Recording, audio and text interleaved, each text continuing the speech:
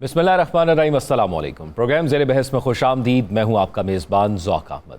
नाज़रीन, पाकिस्तानी सियासत के अंदर हर दौर में किसी न किसी को माइनस करने की बातें चलती रहती हैं और इस वक्त मौजूदा दौर के अंदर हम देख रहे हैं कि इमरान खान से जो मुलाकातें सहाफ़ियों की हुआ करती थी वो नहीं हो रही। फिर उसके बाद जो केसेस उनके लगा करते थे, जिस समात पर उनकी पार्टी के लोगों से और सहाफ़ियों से मुलाकात हो जाती थी, वो भी नहीं हो रही और फैमिली से मुलाकातें भी अब नहीं हो रही। और ख़ास तौर पर पाकिस्तान तहरीक इंसाफ की वो सियासी क़यादत जिसने पाकिस्तान तहरीक इंसाफ के इस पूरे सियासी दौर के अंदर या सफ़र के अंदर पाकिस्तान तहरीक इंसाफ का साथ दिया, या वो लोग जो इससे पहले भी सियासत करते रहे और पाकिस्तान तहरीक इंसाफ के अंदर भी सियासी फेसेस के तौर पर सामने आए, वो हमें कहीं दूर पार्टी के अंदर नज़र आते हैं। ना वो हमें बयानात की सतह पर नज़र आते हैं, ना ही हमें वो टेलीविज़न स्क्रीन्स पर नज़र आते हैं इंटरव्यूज़ की सतह पर।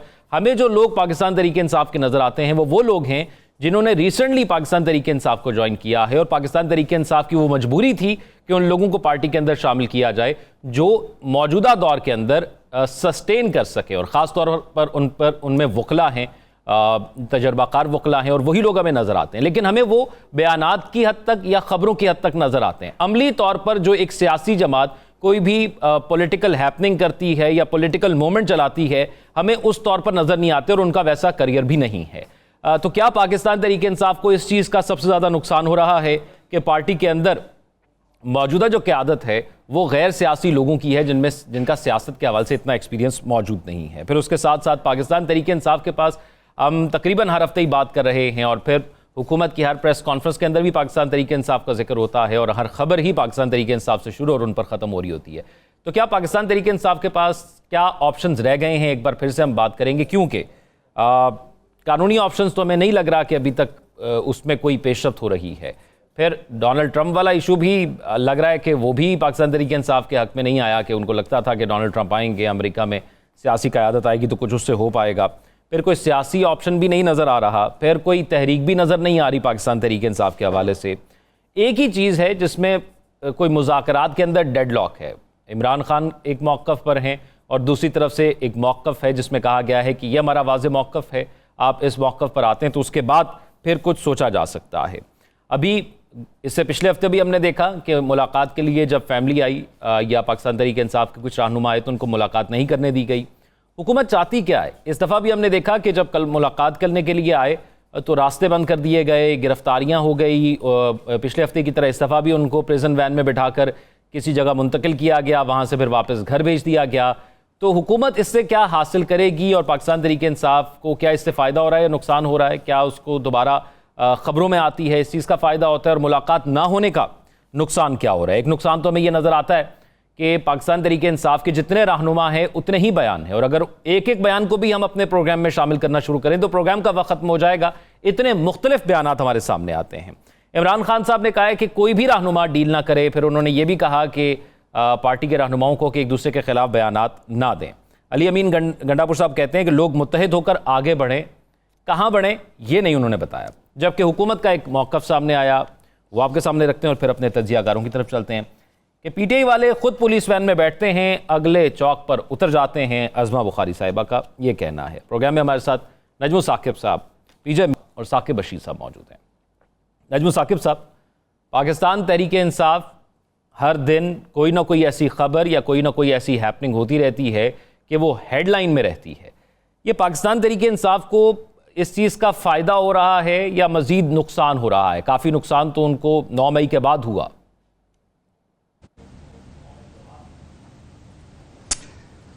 देखिए, पीटीआई की जो मुश्किलात हैं उन पे तो बात करते हैं, पहले आपके इस सवाल का जवाब देते हैं।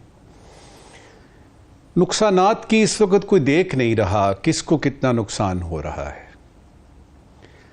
असल मसला अगर आप पूछें सबसे बड़ी मुश्किल पीटीआई की, तो वो ये है कि जिस नाके पे खान की गाड़ी खड़ी है उसकी चेकिंग ख़त्म नहीं हो रही और उसका एक एक पुर्जा जो है वो इस वक्त उसके आगे एक सवालिया निशान है।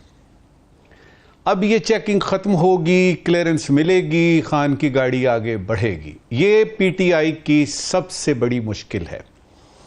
अगर आप पाकिस्तान की तारीख देखते हैं, सियासी तारीख ख़ास तौर पे, तो उसमें आपको नजर आएगा कि एक पैटर्न मिलेगा आपको कि जो कोई भी हुकूमत में आता है उसकी जो मुखालिफ पार्टियां हैं या ख़ास तौर पे मुखालिफ जो उसके हैं, जो रहनुमा हैं दूसरी पार्टियों के, उनको जेलें होती हैं, उनके खिलाफ स्कैंडल्स इशू होते हैं, उनकी वीडियोज़ आनी शुरू हो जाती हैं, उनके बारे में उनको तहस नहस कर दिया जाता है, कैरेक्टर असैसिनेशन होती है वगैरह वगैरह।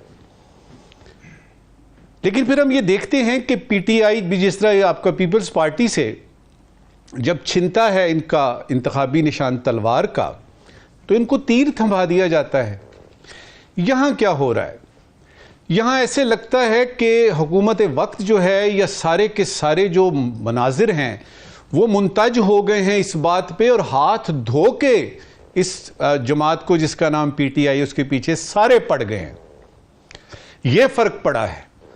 अच्छा, मैं जिस तरह कह रहा था कि तलवार से तीर मिला तो बल्ला छिना, तो पीटीआई को क्या मिला? आलू, बैंगन, टमाटर, पता नहीं कौन कौन सी हशरातुल अर्ज हैं जो कि उनको दिए गए कि आप ये आपके निशानात हैं। फिर कैद हुए लोगों को कैदें हुई। आसिफ जरदारी ने एक अरसा कैद में गुजारा, नवाज शरीफ साहब ने गुजारा, मरीम नवाज ने गुजारा। लेकिन केसों की तादाद अगर आप देखें तो पाकिस्तान की तारीख में जितने सियासी लीडरान भी जेल गए उनके जमा कर लें केसों की तादाद और खान के केसों की तादाद जमा कर लें, आपको पता लग जाएगा कि मैंने ये जो कहा है कि खान और पीटीआई के जो है वो हाथ धो के पीछे पड़ गए हैं हम लोग, आपको समझ आएगी। अच्छा नजमुल साहब, एक चीज बताइएगा, जो आप ये इस चीज का जिक्र कर रहे थे, आपको लगता है कि पार्टी स्ट्रक्चर का भी बड़ा फर्क पड़ता है? पीपल्स पार्टी पर जब ये आया होगा उस जमाने में तो पीछे फैसला करने वाले और लोग भी होंगे। यहां पर फैसला सिर्फ इमरान खान करता है और बाहर कोई और भी फैसला कर लेता तो इमरान खान उसको वापस कर देते हैं, रिवर्स कर देते हैं। देखिए, ये तो इनहेरेंट प्रॉब्लम्स है ना पीटीआई की। जिस तरह हमें पता है कि पीटीआई अभी तक एक तहरीक है, तहरीक इंसाफ पाकिस्तान। तहरीक ने पार्टी बनना था, वो नहीं बन सकी, और पार्टी भी वो बनना था जो कि पाकिस्तान में पार्टियों का रिवाज है। उसमें कुछ सेकंड टियर दूसरे लेवल पे कोई लीडरशिप होती है कि खुदा ना खास्ता लीडर को कुछ हो गया। हमारे यहाँ मौरूसी भी हिसाब किताब है, इस तरह की तो कोई चीज़ है ही नहीं। लिहाजा ये मुश्किल नहीं है पीटीआई की, ये पीटीआई का इनहेरेंट प्रॉब्लम है पॉलिटिकल, और उसको दूर करना फिलहाल तो दूर की बात है कि उसके बारे में सोचा जाए। उसके बारे में अब कोई बात भी नहीं हो रही। लोग कहते हैं अच्छा यार सिर्फ खान है, पीटीआई का मतलब खान का मतलब पीटीआई, ये तो तय हो गई बात। अब ये है कि पीटीआई के जो अपनी है मकबूलियत में तो इजाफा हो रहा है। खान मुसलसल जेल में है और उस पर वो केस पे केस हो रहा है, तारीख पे तारीख पड़ रही है। उसके मुखालिफिन भी, हत्ता के हुकूमत के जो कुछ मोतबरीन हैं वो भी मानते हैं, उन्होंने स्क्रीन पे आके माना है कि पाकिस्तान की इस वक्त की सियासी पेश मंजर में सबसे मकबूल लीडर जो है वो इमरान खान है। लेकिन उस वक्त वो किधर है? देखिए, पीटीआई की सबसे बड़ी मुश्किल एक तो हुकूमत क्रिएट कर रही है, वो खुद हैं। इस बात को जरा गौर से सुनने वाली बात है, जरा इस पे गौर कीजिएगा। अगर आपके किसी रहनुमा का बयान एक दूसरे से नहीं मिल रहा, वो जो मैसेजेस खान दे रहा है वो आप इस तरह से दे रहे हैं, कंफ्यूजन पैदा कर रहे हैं, इसमें तो हुकूमत का लेना नहीं है ना। फिर आपकी पार्टी के बड़े पढ़े लिखे लोग हैं, ज्यादातर तो बैरिस्टर हैं, वकील हैं, जो कि नॉर्मली आदमी कहता है ना जी ये केस हुआ है, एक बड़ा तगड़ा वकील करते हैं। देखे तो सही कितने तगड़े वकील हैं। तो मुश्किल ये है कि ये तगड़े वकील जो हैं या जो बाहर लोग हैं, वो बज़ाहिर नजर ये आता है कि उनको सूट करता है कि खान यानी जेल में ही रहे, उसको जेल से बाहर निकालो यार, कोई रास्ता ढूंढो, कोई बात करो। जब बात आती है कुर्बानी देने की, ये पीछे हो जाते हैं। और वो जो पुराने लोग थे, वो जो यानी इस वक्त तो नजर ही नहीं आ रहे, यानी अगर आप देखें वो जो पौने 4 साल इसके खान का रहा, वो किधर हैं? वो तो छोड़ें, ये जो इस वक्त मौजूद हैं पीटीआई के रहनुमा जो बाहर रह बातें कर रहे हैं, आपस में गुत्थम गुत्था हैं, उनमें बता दीजिएगा कि कौन है जो पीटीआई के लिए या खान के लिए कुर्बानी देने को तैयार है। कोई आपने रेजिग्नेशन सुनी? मिसाल के तौर पे ये यानी जो आपके अली अमीन गंडापुर साहब हैं, इनके पास एक बड़ी ताकत है, ये एक पूरे प्रोविंस के वो हैं, यानी चीफ मिनिस्टर हैं। रिजाइन क्यों नहीं करते? कहें जी जब तक खान नहीं आएगा ये असेंबली तहलील करता हूं। बाकी जो आपके लोग हैं, जो एमएनएज हैं, वो बिल्कुल खामोश बैठे हैं और अपनी तनख्वाहें बढ़ा रहे हैं जिस तरह बाकी लोग बढ़ा रहे हैं। तो आपको नजर आएगा कि पीटीआई की मुश्किलात एक तो यह कि हुकूमत की तरफ से है कि वजीर इत्तलात कहते हैं बैन कर दी जाएगी ये पार्टी, यहां तक थ्रेट पहुंच चुका है। ये हुकूमत की तरफ से है, जो कि किसी हद तक जायज इसलिए है कि जब आप हुकूमत में आते हैं तो आप भी तो यही करते हैं ना। लेकिन जो आपके अंदर के इख्तलाफात हैं उनकी तरफ तो वो मुश्किलात तो आपने खुद खड़ी की नहीं है। लिहाजा बॉटम लाइन क्या निकली? बॉटम लाइन ये निकली कि कुछ तो होते हैं मोहब्बत में जुनून के आसार, और कुछ लोग भी दीवाना बना देते हैं। पीजे मीर साहब, ये एक तो पाकिस्तान तहरीक इंसाफ की मुश्किलात हर पार्टी को अपोजिशन में मुश्किल रही है, जलावतनी भी रही है, नाहिली भी रही है, गिरफ्तारियां भी रही हैं, पार्टी के सीनियर क़यादत सारी पाबंद सलासल भी रही है। ये पाकिस्तान की सियासी कल्चर रहा है कि हुकूमत में आकर अपोजिशन के खिलाफ वही बयानियाँ जो उनके खिलाफ जब वो अपोजिशन में थे रहे थे। ये माइनस वाला कल्चर भी रहा है। तो आपको लगता है कि जो कुछ ये हो रहा है ये पाकिस्तान तहरीक इंसाफ की मुश्किलात में इजाफा तो कर रहा है, लेकिन निकलने का रास्ता क्या है? मेरा ख्याल है कि जो चेयरमैन है पीटीआई वो खुद नहीं निकलना चाहते। वो इस वक्त अपने पॉलिटिकल एडवर्सरी से तो बात नहीं करना चाहते, और वो कहीं वो कहते हैं ना कहीं टेक नहीं कहीं लगा रहे। तो ये ऊँट बेसिकली एक इधर उधर फिर रहा है और वेट कर रहा है कि इस ऊँट के आगे कोई ना कोई तो आए। बड़ी रूमर्स आती हैं कि जी उसने बात की second track, 2 tracks and all that, कुछ भी नहीं, नथिंग ऑफ द सॉर्ट। अब बात आती है कि पीटीआई जो है ये एक सेल्फ डिस्ट्रक्ट बटन पे चल रहा है। ये गवर्नमेंट भी उस तरह ही चल रही है। इंस्टेड कि आप अपनी ओपोनेंट को एक लीनियंसी को दिखाओ, और ये जो आपने 200-300 केसेस किए हैं यार, ये सबको पता है कि ये फेक केसेस हैं, गलत केसेस हैं, but at the end of the day case वो बनाओ कि लोग भी कहें नहीं यार ये बिल्कुल सही बात है।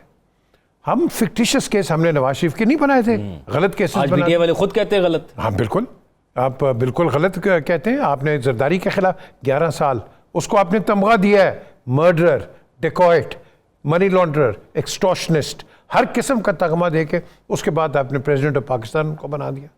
तो मुझे ये बताएं कि ये जो हम हरकतें करते हैं, डू यू रियली थिंक कि ये जब आप इंटरनेशनल किसी पोडियम पर जाते हैं वहाँ आपको कोई इज्जत मिलेगी? बिल्कुल नहीं मिलेगी।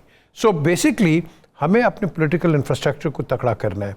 अब यहाँ बात आ गई है, वो उनकी बहनों की भी बात आ गई, हाँ जी आप बहनों को नहीं मिलने दिया। देखो दो तरीके, बहनें are not members of the party, yes they are supporters, लेकिन इनका ताल्लुक एज फैमिली मेंबर्स है। तो आप इनको उसके अंदर मत इन्वॉल्व करो।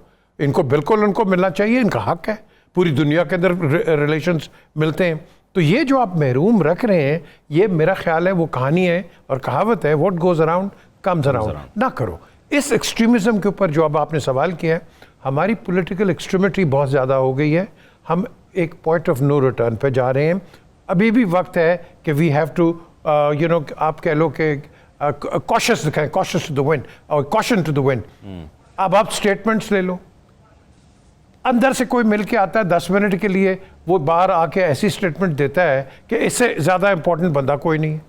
फिर बाद में उसकी कॉन्ट्रडिक्शन होती है, फिर बाद में इसी पार्टी के अंदर आप कह लो कि एक डिस्ट्रप्शन पैदा होती है। एक अखबार एक करता है, एक टीवी एक करता है, और and all of a sudden it becomes a talking point which to me is irrelevant. हाँ, यहाँ से अगर कोई खबर निकले इमरान खान का बड़ा ज़बरदस्त प्लान है, पेट्रोल कम कर देगा, कीमतें कम हो जाएंगी, मैं कहूँगा यार वाह ये मुझे चाहिए। यहाँ तो मुझे प्लान तो नज़र आता नहीं है, यहाँ तो एक फिक्सेटेड प्लान है और उसके आगे जो पैरामीटर्स हैं वो बिल्कुल आप कह लो कि कुएं के अंदर है। So we've got to resolve ourselves कि हम चाहते क्या है। हम कुछ भी नहीं चाह रहे, हम एक डेडलॉक नहीं एक हेडलॉक के अंदर हैं।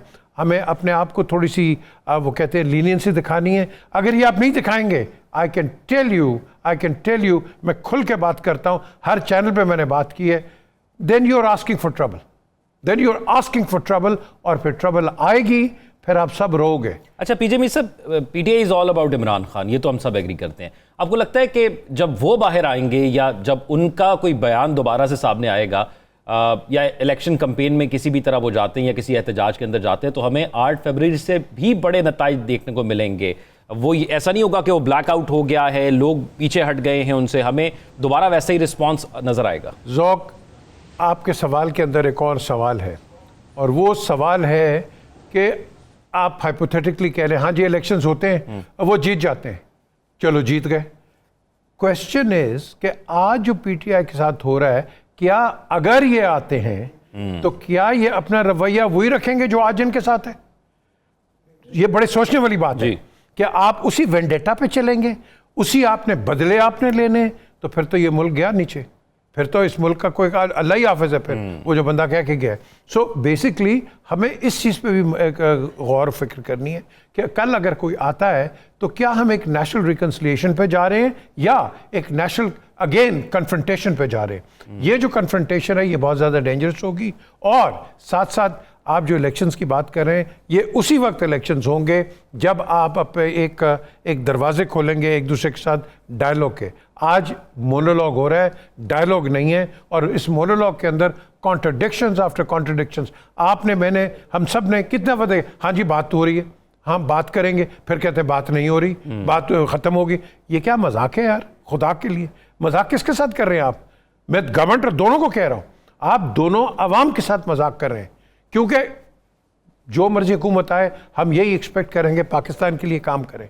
देखो हम यहाँ बैठ के ये नहीं कि हुकूमतें बनाएं गिराएं, आवाम ने बनानी है और वही आपके वोटर्स हैं, तो इनके लिए तो कुछ कर लो यार। ये ज़ौक, ये बहुत एक मुश्किल एक मरहला है, और इस मरहले को आप कैसे करोगे ये मुझे बता दो, आप कैसे ठीक करोगे?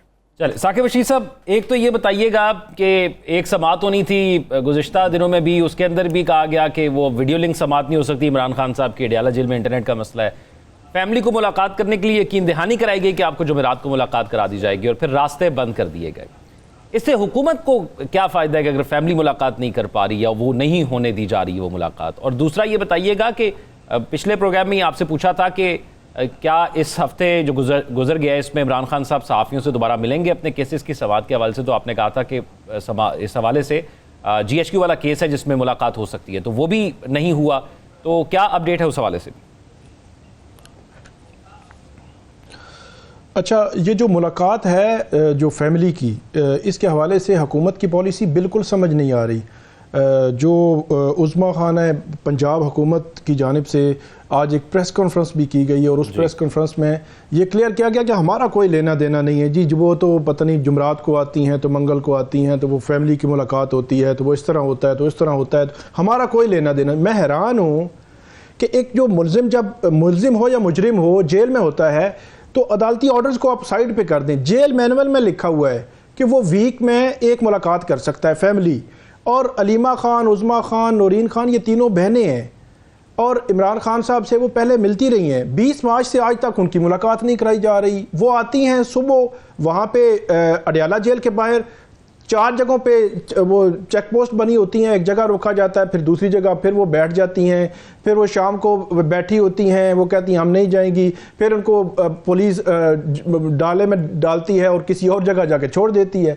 मतलब एक अजीब सी सिचुएशन है। और मेरे लिए हैरानगी ये है, इसी अडयाला जेल में वज़ीर आला पंजाब मरियम नवाज़ साहिबा जो है रही हैं, उनके साथ उनके वालिद जो है वो नवाज शरीफ साहब रहे हैं। तो मरियम नवाज़ साहिबा जब रही हैं यहाँ पे, उनकी फैमिली या उनके लोगों की मुलाकातें होती थीं। तो आप थोड़ा सा उन ख़वातीन के एंगल से भी उनको देख लें, उन फैमिली के एंगल से ही देख लें, और उनको इंश्योर कराना चाहिए कि ठीक है हम जो पार्टी है ना PTI की उसको तो अलग से डील करेंगे, लेकिन जो फैमिली है ना इनकी मुलाकात कराने दें। लेकिन 20 मार्च से लेकर आज तक ये मुलाकात नहीं हो रही, और क्लियर कट वायलेशन है जेल रूल्स की, और ख़बर बनती है। पिछले दिनों एक बड़ा इवेंट कराया गवर्नमेंट ने यहाँ पे, ओवरसीज़ कन्वेंशन और भी 1-2 इवेंट्स थे यहाँ इस्लामाबाद में। अच्छा, वो बड़े इवेंट्स करवाए, उसके हवाले से बड़ी प्रमोशन, गवर्नमेंट जो है वो उसको बड़ा क्रेडिट ले रही थी। लेकिन वहाँ अडयाला जेल के बाहर इस फैमिली को रोक लिया, गिरफ्तार कर लिया, फिर छोड़ दिया, तो 4-6 घंटे ये खबरें चलती रही। तो पता नहीं इनको कौन मशवरे दे रहा है कि ये करें, और आपका अपना ही डिसक्रेडिट हो जाता है जिस चीज़ का आप क्रेडिट ले रहे होते हैं। तो इसलिए ये बड़ा सिंपल बात है, आप PTI को जिस तरह मर्जी डील करें, लेकिन उनकी फैमिली को मुलाकात करने दें, और वज़ीर आला पंजाब को ये मामला देखना चाहिए। वो ये नहीं कह सकते कि हमारा कोई लेना देना नहीं है, जो जेल जो है वो उनके मातहत आती है। दूसरी बात जो आपने पूछी कि मुलाकात का, उसके हवाले से एक बड़ी अहम खबर और अपडेट है, वो ये है कि आज 18 अप्रैल को सुप्रीम कोर्ट ऑफ पाकिस्तान ने ये ऑर्डर दे दिया है बाकायदा तौर पर, रिटर्न में। पहले तो वर्बली दे रहे थे कि 4 माह में आपने ट्रायल्स मुकम्मल करने हैं 9 मई के। ये जो है वो बहुत आ रहा था गवर्नमेंट साइड से भी, मुख्तलिफ हल्कों से, कि जो ATC कोर्ट्स हैं वो 9 मई के केसेस जो है वो नहीं निपटा रही। तो उसके हवाले से अब आज के बाद जो भी हेयरिंग होगी वो अडियाला जेल में होगी। उसकी वजह यह है कि पहले तो ऑर्डर नहीं था सुप्रीम कोर्ट का। पिछले वीक 16 अप्रैल को एक समाअत थी, लेकिन वो जो प्रोसिक्यूशन विटनेस नहीं थे, एक वजह थी, इस वजह से हेयरिंग नहीं हो सकी थी। तो अब आज के बाद जो हेयरिंग होगी वो अडियाला जेल में होगी। फिर PTI के वकला की इंटरेक्शन, मीडिया की इंटरेक्शन, या ये सारी चीज़ें जेल में होंगी। मतलब वो मुलाकात वाला सीन अब जो है वो दोबारा से बहाल हो जाएगा, लेकिन फैमिली की मुलाकात जो है वो उनकी होनी चाहिए। PTI के जो इंटरनली हम चीज़ें 2-3 डिस्कस कर रहे हैं, एक बड़ा इंटरेस्टिंग वाकया पिछले दिनों हुआ। पिछले लास्ट ट्यूसडे को जो मुलाकात होती है अडियाला जेल में, तो एक मुलाकाती जो है हमारे ज़राए हैं, उनसे मैंने पूछा कि क्या हुआ वहाँ पे। सलमान अकरम राजा साहब के हवाले से इमरान खान साहब ने एक पैगाम दिया। तो वहाँ पे बैरिस्टर गोहर जो चेयरमैन हैं PTI के, और जो सलमान अकरम राजा साहब सेक्रेटरी जनरल हैं, तो उन दोनों के दरमियान जो रिफ्ट है या इख्तलाफात है, उनका लेवल आप देखें कि इमरान खान साहब ने कहा कि एक पैगाम है आपने जो सलमान अकरम राजा साहब को देना है, तो बैरिस्टर गोहर साहब ने कहा कि आप मुझे ना दें, ये बैरिस्टर सलमान सफदर साहब बैठे हुए हैं जो उनके प्रोफेशनल वकील हैं इमरान खान साहब के केसेस के, इनके जरिए वो पैगाम दे। तो मतलब ये है कि बैरिस्टर गोहर कह रहे हैं कि मेरे जरिए देंगे तो फिर मसला बढ़ेगा। तो इतनी रिफ्ट है कि पार्टी कितनी जो है वो तकसीम है कि सेक्रेटरी जनरल और चेयरमैन भी आपस में इस लेवल पे पहुंच गए हैं। तो उसमें इमरान खान साहब ने ये बात की कि आपने जो अंदरूनी इख्तलाफात हैं PTI के, उनकी बयानबाजी पब्लिक में ना करें, पब्लिक में ना लेकर आए। आप उसको कोई कमेटी है या उसके खिलाफ कोई एक्शन लेना है, डिसिप्लिनरी एक्शन लेना है, वो अंदरूनी खाना रखें, पब्लिक में ना लेकर आए। तो ये इख्तलाफात की एक हद है जो जब वो अबूर हो रही है। फिर जो हम बात कर रहे थे कि कभी खबर आती है मुज़ाकरात हो रहे हैं, कभी खबर आती है मुज़ाकरात नहीं हो रहे, ये बिल्कुल फैक्ट है कि जो मिल के आता है वो बाहर आके, आज़म सवाती साहब ने, मैं हैरान के आप कुरान पाक या इस मुकद्दस जो किताबें हैं इनको सियासत में ना लेकर आया करें। अब बात करें, आर्गूमेंट्स दें, जो भी है, लेकिन उस पर हाथ रख के मैं कहता हूं कि ये बात हुई, वो बात हुई। आखिर में इमरान खान साहब ने परसों कहा है कि मैंने तो ऐसी बात नहीं की थी, मैंने तो जनरली बात की थी कि आप जो बातचीत करना चाहते हैं तो करें, देख लें आप, लेकिन पाकिस्तान के लिए करें, मेरे केसेस के लिए ना करें। तो वो वही मामला है कि एक मुलाकाती मुलाकात करके आता है, वो कुछ और बताता है, दूसरा कुछ और बताता है, तीसरा कुछ और बताता है। आखिरी जो पॉइंट है यहाँ पे वो है जो खैबर पख्तूनख्वा का जो मिनरल बिल के हवाले से वहाँ पे जो लेजिस्लेशन कानून साजी होनी है खैबर पख्तूनख्वा असम्बली से, उसके हवाले से बहरहाल ये खबर है कि इमरान खान साहब जो है वो ही मंजूरी देंगे, और वो कहते हैं आप पहले आपस में मुशावरत कर लें, फिर पॉलिटिकल कमेटी मुझसे मिले, उसके बाद मैं ओके करूंगा तो फिर होगा। तो ये एक मेरे ख्याल में एक डेड लॉक आ सकता है फेडरल गवर्नमेंट और जो प्रोविंशियल गवर्नमेंट है उनके दरमियान, और उसकी वजह जो है वो इमरान खान साहब भी जो कह रहे हैं। अच्छा साकिब बशीर साहब, एक चीज मुझे बताइएगा मुख्तसरन यहाँ पर, ये अब आने वाले दिनों में वाजे होगा अगर साफियों की मुलाकात होती है कि कौन जो बाहर आकर कह रहा है, कौन ठीक कह रहा है, कौन गलत कह रहा है। आपने कहा 4 महीनों के अंदर वो मुकदमात का फैसला करना है। अदालत के अहकामात पर अमल दरामद अदालत कैसे कराएगी, क्योंकि इससे पहले बहुत से ऐसे अहकामात हैं इमरान खान के हवाले से जिन पर अमल दरामद नहीं हुआ और कोई नोटिस नहीं हुआ। नहीं ज़ौक, ये जो फैसला है, ये जो सुप्रीम कोर्ट का जो ऑर्डर है, ये एक गैर मामूली नोयत का है। ऐसा ऑर्डर आज तक नहीं हुआ, मतलब हाई कोर्ट लेवल से या सुप्रीम कोर्ट लेवल से कोई ऑर्डर नहीं हुआ।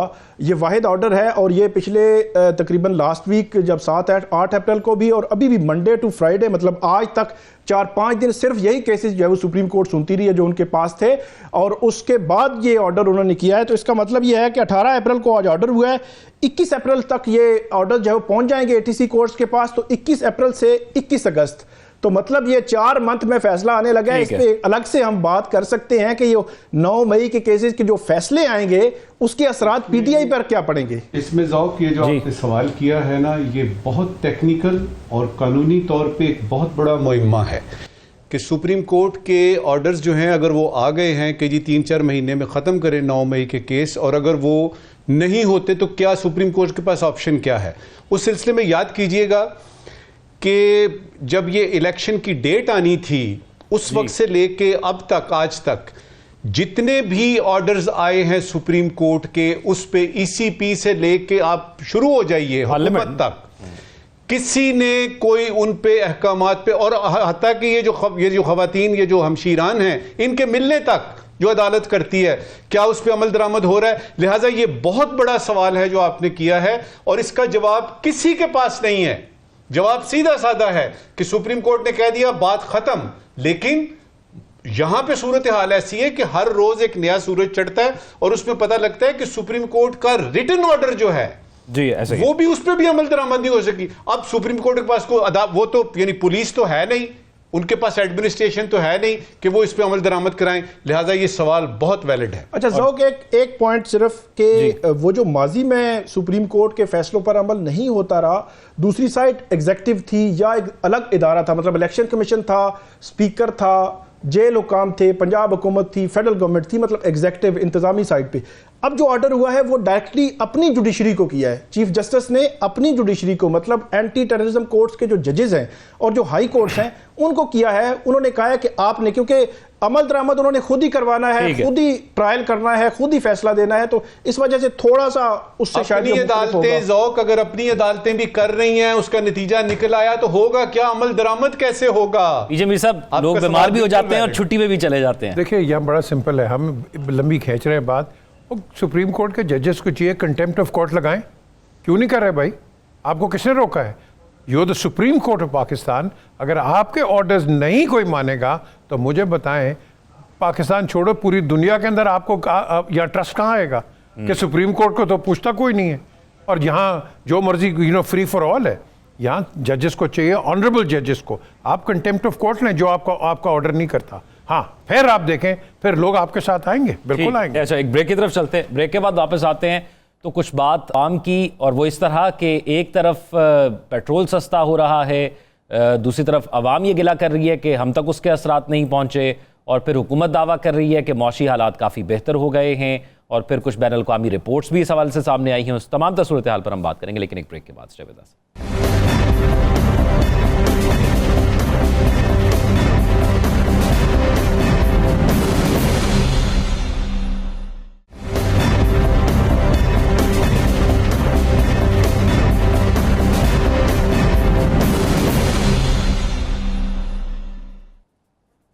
ब्रेक के बाद खुशामदीद नाज़रीन, एक बार फिर से आज इस सेगमेंट के अंदर हम बात करने जा रहे हैं मौशी बहाली के हवाले से, क्योंकि हम पहले भी ये बात कर चुके हैं कि एक गैप मौजूद है आम आदमी और हुकूमती दावों के दरमियान।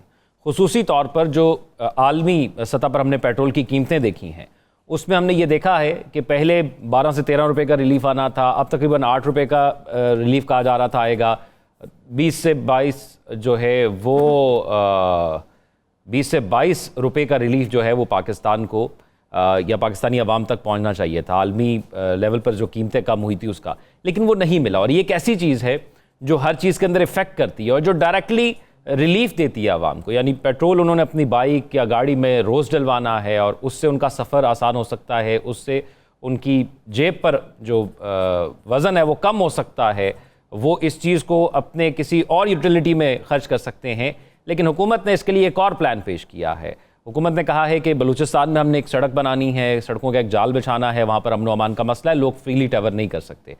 तो उस हवाले से अब ये वाला मामला जो है, जो यहाँ बचत होगी वो लेवी के तौर पर हम वहाँ पर इन्वेस्ट करेंगे।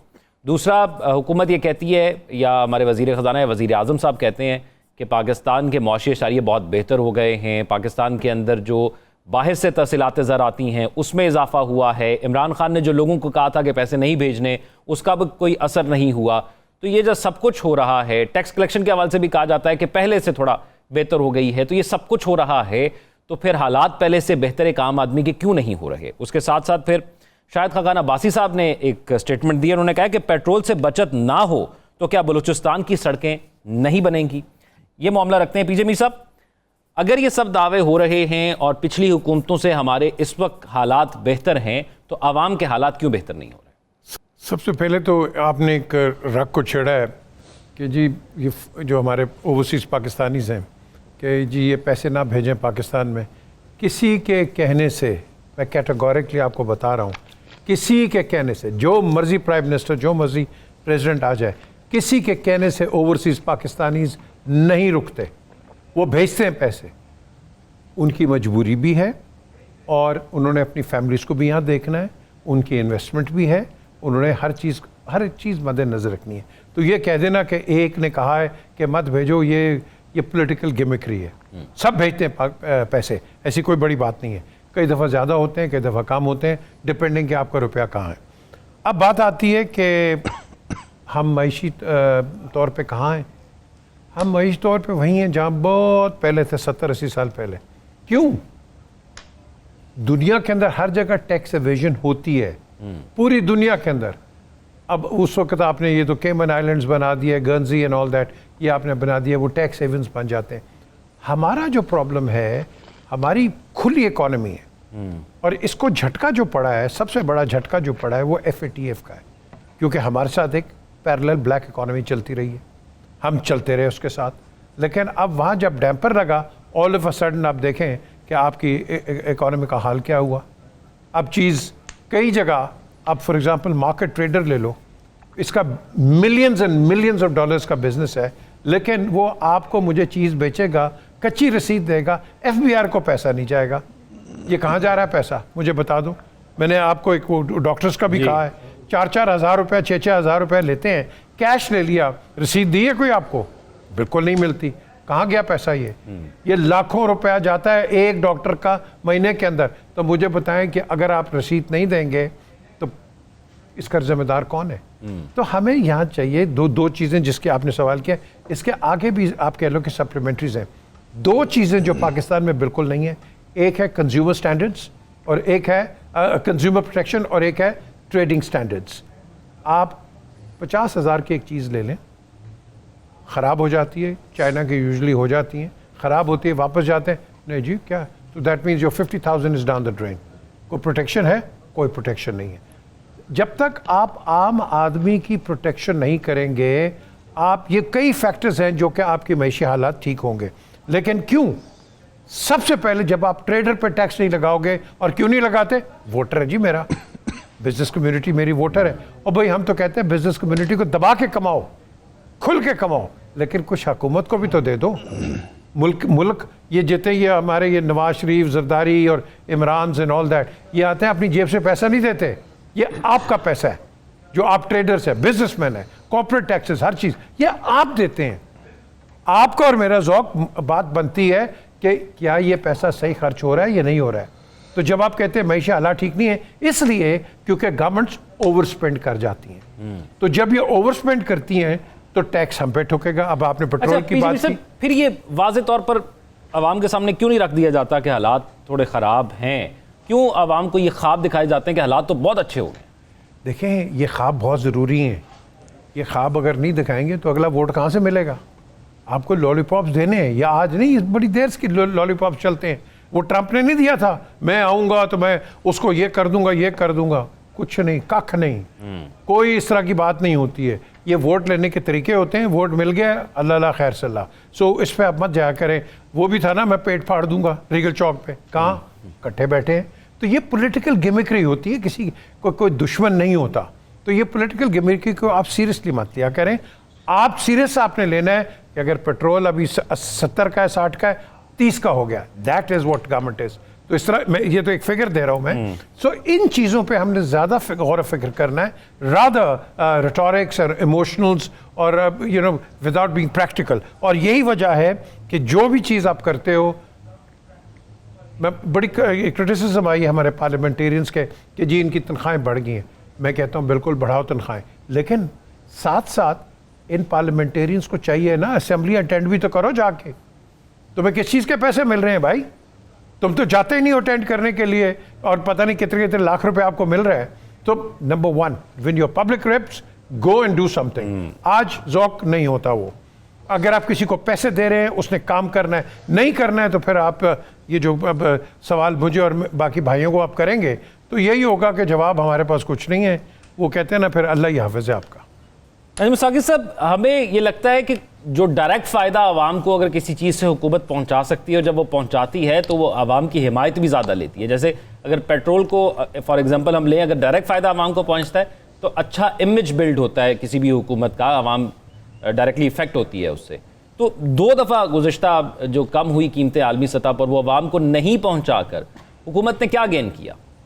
इंपॉर्टेंट बातें 2-3 कर लेते हैं। देखिए, जो मईशत को समझते हैं, जो इकोनॉमिक्स को समझते हैं, वो ये मानेंगे कि इस हुकूमत ने मैक्रो इकोनॉमिक्स जो है, जो मैक्रो इकोनॉमिक में कुछ चीज़ें उन्होंने अचीव की हैं, आप वो देख लीजिए। और उसके बाद मैं यानी आप पे आता हूं, जो कि एक बड़ी खौफनाक सी आई है इसकी टैक्स कलेक्शन के बारे में, जो वर्ल्ड बैंक ने कहा है। जी देखिए, IMF का जो यानी $7 बिलियन का कर्जा है, इस हुकूमत ने लिया। इन्फ्लेशन 38% से 4-5% पे आ गई, इस हुकूमत ने की। फॉरेक्स में थोड़ी सी जो है वो यानी फॉरेन एक्सचेंज वो जो है उसमें थोड़ा सा मामूली सा इजाफा हुआ, इसी हुकूमत ने किया। ग्रोथ रेट आपकी पॉजिटिव से नेगेटिव, ये नेगेटिव से पॉजिटिव हो गई, इसी हुकूमत ने की। फिच ने आपको कहा जी कि आप C कैटेगरी से -B में आ गए हैं, ये भी इसी हुकूमत ने किया। सवाल ये है कि ये तो मैक्रो इकोनॉमिक्स की बातें हैं।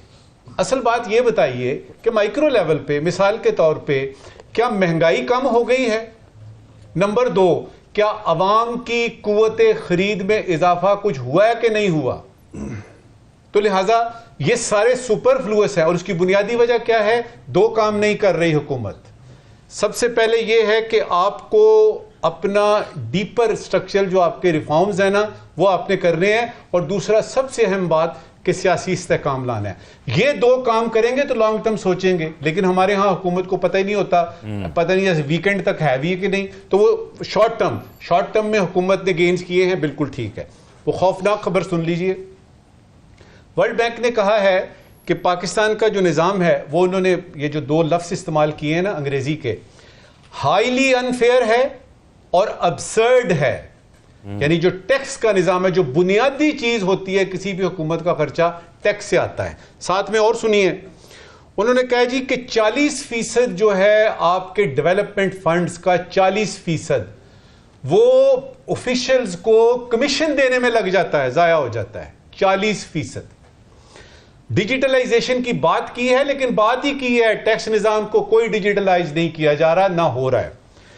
240 मिलियन यानी 24 करोड़ बनते हैं ये, 240 मिलियन जो टैक्स पेयर्स हैं लोगों में से सिर्फ 5 मिलियन लोग टैक्स देते हैं, और ये तकरीबन को 2.1% बनता है। इससे भी खौफनाक 88 किस्म के 88 टाइप्स के सिर्फ आपके विदहोल्डिंग टैक्सेस हैं।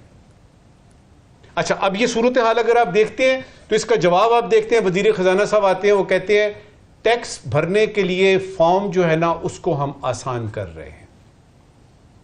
अवाम की कुव्वत खरीद बढ़ाने का भी सोच लीजिए। कब तक हम ये फिगर्स फज करते रहेंगे और बताते रहेंगे कि जी मैक्रो इकोनॉमिक्स में ये है, जब तक ट्रिकल डाउन इफेक्ट नहीं होता, जब तक अवाम की ज़िंदगी में उनकी कुव्वत खरीद में इजाफा नहीं होता। कौन सी ऐसी आपने क़यामत ढा दी है या आने वाली हुकूमतें ढा देंगी? लेकिन मुसीबत वही है आखिरी इस वक्त की बात कि अगर हुकूमत आएगी अवाम की मर्जी से, हुकूमत आएगी दयानतदार, हुकूमत आएगी अवाम का सोचने वाली, तो यकीन कीजिए झोलियां उठा उठा के अवाम दुआ करेगी कि या बारी ताला ये हुकूमत ता क़यामत इसी तरह चलती रहे। साकिब बशीर साहब, ये जो आखिर में बात की नजम साकिब साहब ने कि कोई ऐसी हुकूमत आएगी, कोई भी हुकूमत आती है वो सबसे पहले आके ये बताती है कि पिछली हुकूमत क्या करके गई है, उनके साथ कितना जुल्म करके गई है और वो किस मुश्किल हालात से गुजर रहे हैं, और अब ज़रा नाजुक दौर कुछ अरसा गुजरेगा। और उसके बाद फिर ऐसे बयान आते हैं कि हमारी मौशी हालत, हर दौरे हुकूमत में हमें बताया जाता है कि उनकी हुकूमत ने पिछले 2 सालों के अंदर, 1 साल के अंदर मौशी हालात को बहुत ठीक कर दिया गया। एक पीजे मीर साहब ने बात की कि एक आम रिटेलर या शॉपकीपर आपको रसीद नहीं देता, यहाँ पे तो वज़ीर आज़म घर चले गए रसीदें ना दिखाने पर। तो ये पाकिस्तान का जो पॉलिटिकल सिस्टम जिसके अंदर हम डिवाइड देखते हैं हर सतह पर, मौशी तौर पर हम समझते हैं कि डिवाइड नहीं होना चाहिए, लेकिन वो है, उसका नुकसान आवाम को हो रहा है। तो ये तमाम बेनिफिट आवाम तक कब तक पहुंच जाएंगे? इस दौरे हुकूमत में पहुंचेंगे? नहीं, वो हुकूमत तो ज़ाहिर सी बात है वो कोशिश अपने लिहाज से करती हैं। कुछ पॉलिसीज़ ऐसी होती हैं जो वो पता नहीं किस एंगल से, जिस तरह ये बलूचिस्तान के हवाले से हम बात कर रहे हैं, कि वो सारा जो आप उस पे पेट्रोलियम लेवी उसमें एडजस्ट करके आप बलूचिस्तान में एक जो है वो सड़क बनाना चाहते हैं और उसमें डाल दें, और ये आवाम तक ये जो एक फ़ायदा था ये पहुंचना ज़रूरी था, पहुंचना चाहिए था, लेकिन अब पॉलिसी पता नहीं किसने बना दी और उसको अब हुकूमत डिफेंड भी नहीं कर पा रही उस तरह। वो अता तारड़ साहब का मैं देख रहा था, वो कहते थे कि टैक्स नहीं है ये। अब सवाल ये बनता है कि अगर ये टैक्स नहीं है तो ये क्या है फिर? मतलब कोई भी काम अगर आपने करना है तो उसको कोई कानून की कोई बैकिंग तो होती है ना। अगर टैक्स नहीं है तो फिर क्या है कि आप सारा कुछ खुद ही करके बलूचिस्तान उसके खाते में डाल रहे हैं। बलूचिस्तान में डेवलपमेंट होनी चाहिए, बिल्कुल भी होनी चाहिए, उससे कोई जो है खिलाफ नहीं करता, लेकिन आप तरीके से करें। जो बजट वहाँ सरप्लस में है वही आप लगाएं। मरकज़ में 40% जो आपका डेवलपमेंट बजट है अभी तक जो वो खर्च हुआ है, आप वो वहाँ पे अगर खर्च कर सकते हैं किसी मद से निकाल के वहाँ पे निकाल सकते हैं, लगा सकते हैं तो लगा लें। तो ये वो सवालात होते हैं जो हुकूमत फिर अपने लिहाज से चल रही होती है। फ़र्ज़ करें कि एक जो पॉलिसी जब जैसे ही ये PDM की गवर्नमेंट भी थी, फिर ये अभी शहबाज शरीफ साहब जब दोबारा आए तो हमने देखा कि उन्होंने कहा कि हम अपने अखराजात कम करेंगे। अब अपने अखराजात कैसे कम करेंगे उसकी अमली सूरत हमें नज़र नहीं आती। उन्होंने कहा कि ये नजकारी वाला चले, नजकारी पे बात कर लेते। IMF की भी एक जो कंडीशन थी है कि निजकारी करनी है आपने, PIA की निजकारी। अब PIA की निजकारी पिछले साल अक्टूबर में वो नाकाम हो गई। कोई 2 कंपनीज पहले निकल गई थी, आखिर में जो बिडिंग में जो बोली आई वो मुस्तरद कर दी गवर्नमेंट ने, बहुत कम बोली थी, बड़ी हैरान कौन थी। फिर अभी ये खबर आई थी कि गुज़श्ता माह इन्होंने IMF को कहा कि हम जो है वो मार्च से ऑनवर्ड जो शुरू कर रहे हैं इसका प्रोसेस। तो अब मार्च भी गुजर गया, अप्रैल आ गया है और वो भी मीट नहीं कर सके। अब सुना है कि जून से ऑनवर्ड जो है वो शुरू करेंगे। और पिछले साल जब हुकूमत आई थी अगस्त में तो उन्होंने कहा था कि हम तकरीबन कोई 24 या कितने इदारे हैं, इन इदारों की निजकारी करेंगे और उसका प्रोसेस शुरू कर देंगे। एक भी कामयाबी नहीं हुई। और ये PDM की जब गवर्नमेंट आई थी तब से लेकर अब तक हम देख रहे हैं। और ये कहते हैं कि अखराजात कम होंगे, तो जब कम होंगे अखराजात फिर आप देखें कि मुख्तलिफ महकमे इदारे ऐसे हैं, डिपार्टमेंट्स ऐसे हैं जहाँ पे बहुत ज़्यादा काम करने की ज़रूरत है। उनको अगर आपने ख़त्म करना है या मर्ज करना है ताकि अखराजात कम हों, लेकिन अमली तौर पर वो सूरतें हमें नज़र नहीं आती। तो इसलिए जो आवाम तक जो फ़वाइद पहुँचने चाहिए वो गवर्नमेंट उस तरह नहीं पहुँचा पा रही। पॉलिसीज़ अच्छी होती हैं लेकिन अमल दरामद नहीं होता। देखें, इन्होंने 2 चीज़ों का कहा, PIA का कहा, स्टील मिल्स का ले लें आप। ये इन दोनों का जो बेड़ा गर्क किया है, ये जितनी भी हुकूमतें आई हैं ये इन्होंने किया है। क्यों? इन्होंने अपने जो सियासी वर्कर्स हैं उसके अंदर PIA में डाल दिए, स्टील मिल्स में डाल दिए, और फिर कहते हैं कि भाई वो ये काम नहीं करते। और भाई जब तुम इस तरह के लोग अंदर डालोगे, एक दूसरी एयरलाइन है, मैं उसका नाम नहीं लेता, मुझे बताएं वो सक्सेसफुल चल रही है, उसके जो ओनर हैं वो PIA के चेयरमैन भी थे। PIA तो नहीं चल रही। क्यों? बिकॉज वजीर आजम भी रहे हैं, वजीर आजम भी रहे वो। यार आज बड़ा कुछ पता है आपको। तो द क्वेश्चन इज कि ये जो चीजें हैं ये हमारे सामने हैं। PIA ने हर एक को ट्रेन किया है और अब आप क्या कह रहे हैं? इसको बेचो। क्यों भाई? दुनिया एसेट्स रखती है, आप रूजवेल्ट को बेचने की सोच रहे हैं, पेरिस के अंदर स्क्रीप को बेचने की सोच रहे हैं। तो यार आप एसेट्स बनाते हो, बेचते नहीं हो। ये कौन लोग हैं? ये PTI के अंदर चला था ये, मुझे पता है उसका चक्कर भी क्या था, क्या करने की कोशिश कर रहे थे वो लोग। बट द क्वेश्चन इज कि हमारा PIA बिल्कुल सही चल सकता है, बिल्कुल सही चल सकता है, providing we have the right and good people, and we got good people in PIA, let me tell you that. ये हमारी बहुत अच्छी एयरलाइन है। हम ये जो कहते हैं बेचो बेचो, नो, आप इसको ओवरऑल कर दो। आप अच्छे लोग ले आओ who understand this will run, and so will the steel mills. यही तो हम चाहते हैं कि हर डिपार्टमेंट में ऐसे लोग हैं जो चला सके। एक्टी तो मौजूद है, पॉलिसीज भी मौजूद हैं, अमल दरामद नहीं है। ब्रेक की तरफ चलते हैं, स्टे विद अस।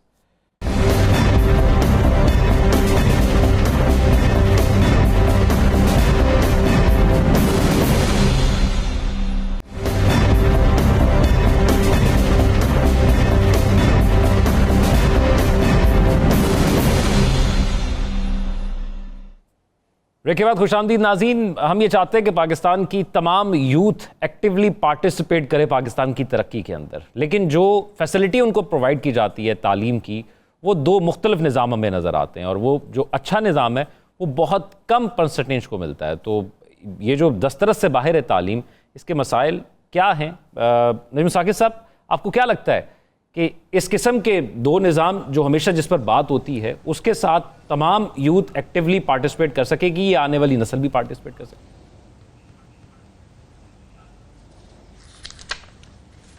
बचपन में एक छोटी सी कहानी याद आई, फौरी तौर पे दो फिक्रों में बताता हूँ। उसमें यह था कि बताया गया कि एक 10वीं फेल जो है उसके नीचे पीएचडी लोग काम करते हैं, एमए पास काम करते हैं, डॉक्टर्स उसके नीचे काम कर रहे हैं। तो पढ़ाई का फ़ायदा क्या, क्योंकि 10वीं जमात फेल जो है वो इनका बॉस है।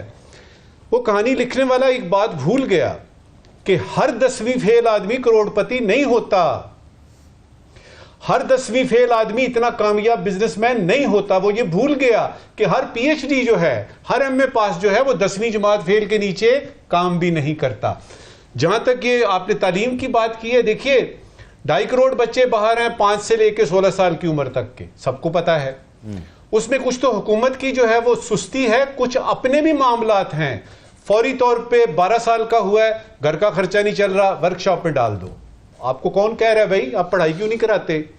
क्योंकि वो ये है कि फौरी तौर पे जो है वो आपको खर्चा चलाना होता है। गोस्ट स्कूल भी हैं, उसके बाद ये जो आप प्राइवेट स्कूलों का और इनका मसला है, किताबें नहीं मिलती, किताबें मिलती हैं तो खरीदी नहीं जाती, फीसें बहुत ज्यादा हैं, फीसें आप पूरी करते करते आपकी जिंदगी खराब हो जाती है।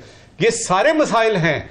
लेकिन नेल्सन मंडेला ने जिस तरह से कहा कि तालीम एक ऐसा हथियार है जिससे दुनिया बदली जा सकती है।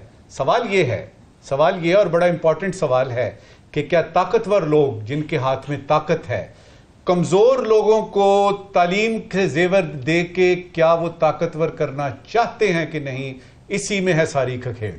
जमीर साहब, ये जो कॉस्टली का वर्ड है, ये आम आदमी हमेशा इस चीज़ का जिक्र करता है, क्योंकि जो प्राइवेट स्कूल्स हैं या गवर्नमेंट स्कूल का हमें सबको पता है कि वो कैसे हैं या उनका क्या सिस्टम है। प्राइवेट में पढ़ाना इटसेल्फ वो बजट पर मैनेज नहीं हो पाता एक आम आदमी के लिए। आपने बिल्कुल सही कहा। देखें, आप जो प्राइवेट स्कूल्स की बात करते हैं, कितने परसेंटेज उसमें जाते हैं? आप बात करें मदरसों की, बात करें उस जगह की कि जहां आपका एक आम बच्ची पढ़ने जाते हैं। मदरसा को अपग्रेड करो। हमने क्यों नहीं किया इसको अपग्रेड, मुझे बता दें। आप इसको अक्रॉस द कंट्री इसको कंप्यूटराइज करो। और हमारे कल्चर कैसे, कल्चर कहता है। अब ये जो चीज़ें हैं ये हम इस पर तवज्जो नहीं देते। बातें हम लिप सर्विस बड़ी कर देंगे। उसके अलावा आपका जो सिलेबस है पाकिस्तान के अंदर, ये सिलेबस इज बेस्ड ऑन रटालाइजेशन। रटे के साथ आप पढ़ते हो, आपको कोई सवाल कर देगा? बिल्कुल कोई सवाल नहीं है, बिल्कुल कोई सवाल नहीं है। अभी नजम साहब ने एक बात की, वो मेट्रिकुलेट। एक वक्त था कि पीआई के पायलट्स मेट्रिकुलेट होते थे। एक बड़ा सीनियर पायलट, उसकी कोई हजारों घंटे उसकी सर्विस, तो उसको पीआई ने कहा नहीं जी अब आप निकल जाएं क्योंकि आप मेट्रिकुलेट हैं। और भाई तो उसने लाखों डॉलर्स की इन्वेस्टमेंट ही थी, वो गई भाड़ में। द क्वेश्चन इज हम we don't understand the crux of the problem. The crux of the problem is कि आपने टीचर्स को कभी तनख्वाह इतनी दी नहीं और आप एक्सपेक्ट करते हैं कि प्राइम मिनिस्टर्स निकालें, जनरल्स निकालें, वजीर निकालें, वज़रा निकालें।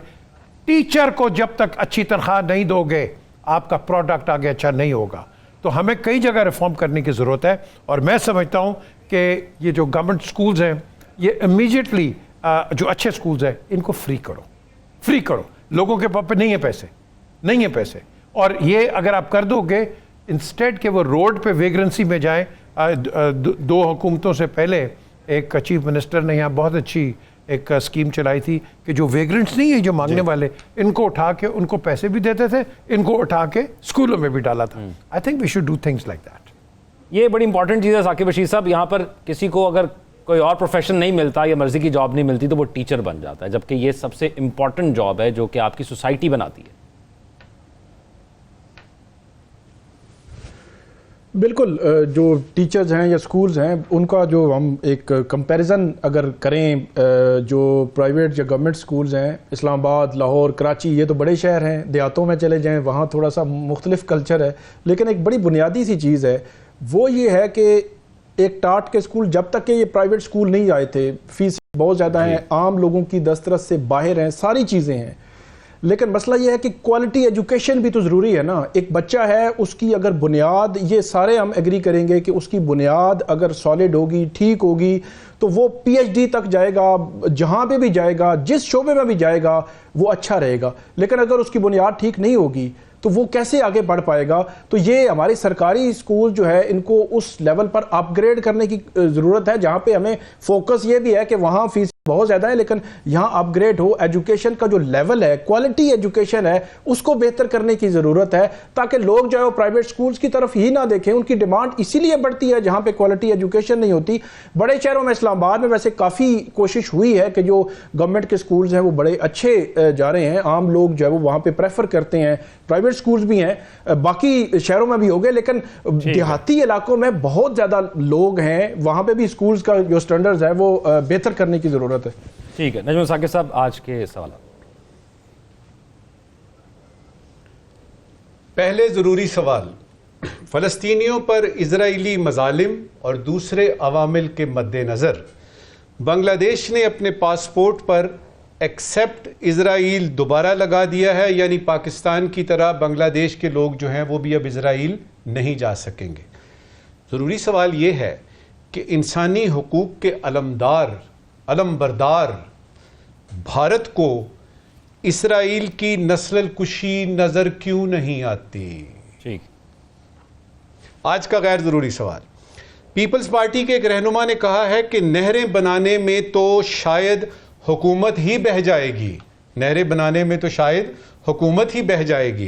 गैर ज़रूरी सवाल ये है कि अगर नहरों के पानी में हुकूमत बह गई तो वज़ीरों मशीरों का क्या होगा? इनमें से तैरना किस किस को आता है? राइट, हमारे नाज़रीन प्रोग्राम के हवाले से और इन सवालों के हवाले से आप अपने फीडबैक से आगाह करेंगे। अपना ख्याल रखिएगा। अल्लाह हाफ़िज़।